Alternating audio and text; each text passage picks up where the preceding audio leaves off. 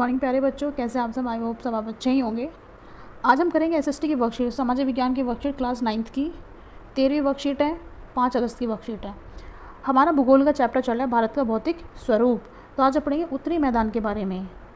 जैसे इंडिया ने साउथ वाला पार्ट है, ठीक है, ये यहाँ पे ये कश्मीर है, तो ये वाला जो पार्ट है ना बेटा, ये कश्मीर के नीचे और ये उत्तर वाला, ये दक्षिण वाला जो पार्ट है, इसके बीच में वाला जो ये वाला पार्ट है, यहाँ पंजाब, राजस्थान, हरियाणा, यूपी, पश्चिम बंगाल, आसाम, तो ये वाला जो रीजन पड़ता है ना, तो आज इस मैदान की बात करने वाले हैं जो ठीक हिमालय से नीचे पड़ता है। इसका निर्माण प्रमुख 3 नदियों द्वारा हुआ है, जैसे सिंधु नदी प्रणाली। क्यों कह रहे हैं हम? क्योंकि सिंधु नदी उसकी सहायक नदियाँ, गंगा नदी उसकी सहायक नदियाँ, ब्रह्मपुत्र उसकी सहायक नदियाँ, इनके द्वारा जो मिट्टी लाई जाती है, जिसको हम जलोढ़ मिट्टी कहते हैं, उनके निक्षेप से हुआ है।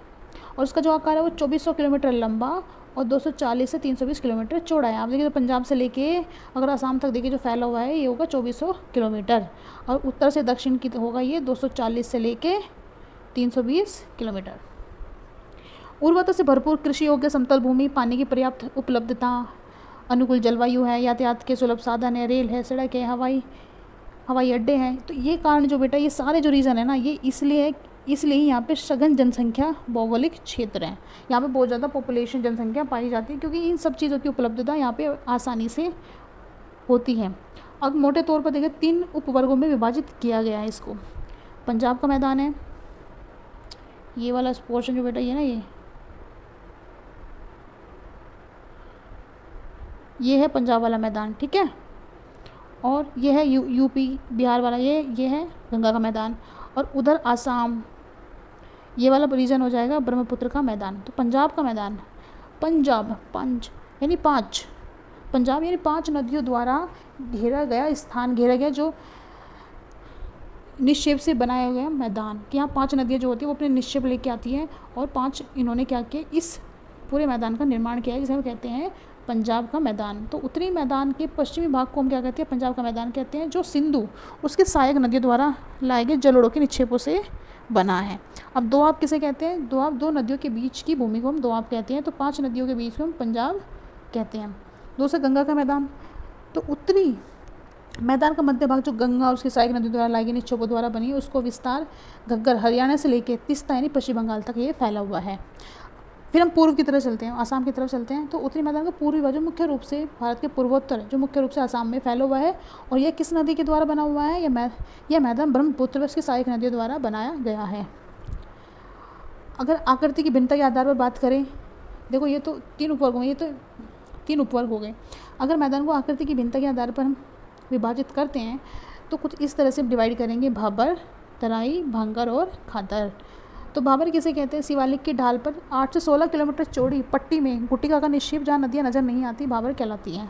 देखो ये शिवालिक है हिमालय, तो हिमालय के जो, तो वहाँ पे काफ़ी गहरी खाइयाँ होती हैं, तो नदियाँ जब उनसे बहती है तो मोटे मोटे पत्थर उनके साथ चल लेते हैं, उन्हें अपने साथ लेके चलती है। तो उससे क्या होता है?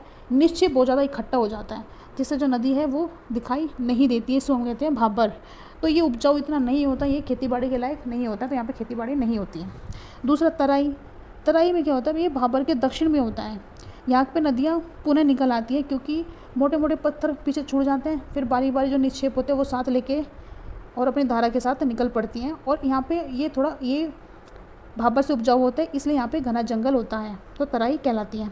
भांगर क्या होता है? पुराने जलोढ़ के मैदान जो वेदिका चबूतरे जैसे आकृति बनती है, भांगर कहलाती है। यहाँ अपने जलोढ़ों का निक्षेप नहीं होता, यहाँ की मिट्टी में पाए जाने वाले चूनेदार निक्षेप को ही कंकड़ कहा जाता है।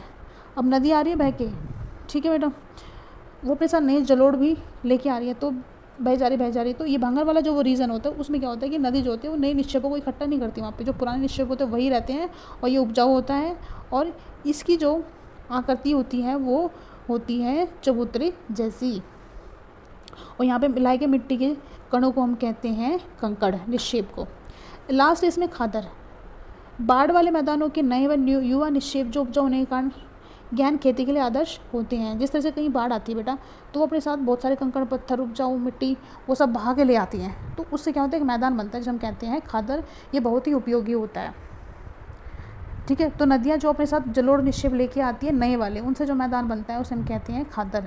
अब प्रश्न है, भारत के उत्तरी मैदान के निर्माण में किन नदियों का योगदान है? उन्हें 3 नदियों के नाम लिखिए। तो बहुत आसान है, हमने शुरू में ही बात किया था इसके बारे में। तो इसका निर्माण प्रमुख 3 नदियाँ प्रणाली सिंधु नदी और ब्रह्मपुत्र और उनके सहायक नदियों द्वारा लाई गई मिट्टी, जिसको हम जलोढ़ मिट्टी कहते हैं, के निक्षेप से हुआ है। तो पहले का लिख देंगे यहाँ से आंसर आप। सेकंड, मैदानी भाग में घनी जनसंख्या के बसाव के क्या कारण है? यह भी बहुत आसान है, यहाँ से लिख देंगे कि उर्वरता से भरपूर कृषि योग्य समतल भूमि, पानी की पर्याप्त उपलब्धता, अनुकूल जलवायु, यातायात के सुलभ साधन, रेल, सड़क, हवाई के कारण यहाँ पे यह सघन जनसंख्या वाला भौगोलिक क्षेत्र है। तीसरा, भारत के उत्तरी मैदान का निर्माण किस प्रकार हुआ है?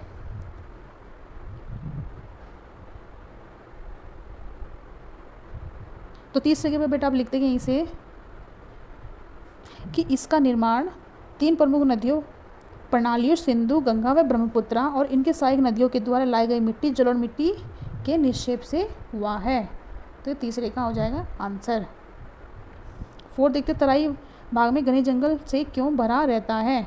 तो हमारा आंसर यहीं लिखे, तराई कि भाबर के दक्षिण में स्थित नम व दलदली क्षेत्र जहाँ नदियाँ पुनः निकल आती है और ये घने जंगलों से भरा होता है, तराई कहलाती है।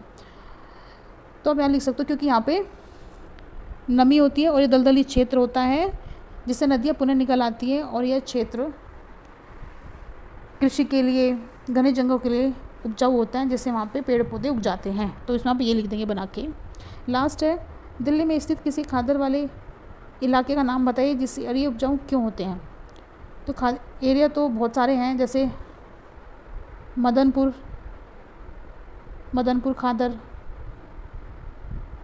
बदरपुर खादर।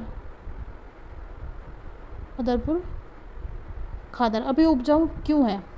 तो अब इसका आंसर यहाँ से लिख देंगे कि बाढ़ वाले मैदानों के नए युवा निक्षेप जो उपजाऊ होने के कारण गहन खेती के लिए आदर्श होते हैं। तो यहाँ से आप इसका आंसर लिख देंगे 5th का। आइए बच्चों, वर्कशीट आपको समझ आ गई होगी। बहुत इजी वर्कशीट थी। किसी बच्चे को कुछ नहीं समझ आता है तो मैसेज करके कमेंट करके पूछ लें। Like, share and subscribe. Thank you. Have a nice